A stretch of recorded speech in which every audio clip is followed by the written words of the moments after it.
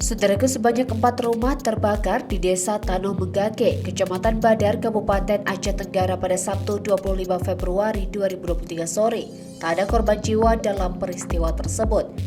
Kapolres Aceh Tenggara AKBP Raden Doni Sumarsono SIK MH didampingi Kapolsek Badar Ibda Irwansyah Putra Polis SH mengatakan 4 rumah terbakar, 1 diantaranya musnah di lalap si Jago Merah milik Sojuangan Rambe. Sedangkan 3 rumah lainnya adalah rumah milik Hobi Bere Rambe, Marasaleh Siregar terbakar, bagian dinding samping rumah dan atap terbakar, dan rumah M. Rais bagian dinding belakang terbakar.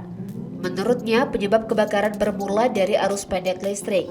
Kemudian, saksi menghubungi damkar dari Dinas BPBD Kabupaten Aceh Tenggara dan api baru dapat dipadamkan tak lama dari kejadian tersebut.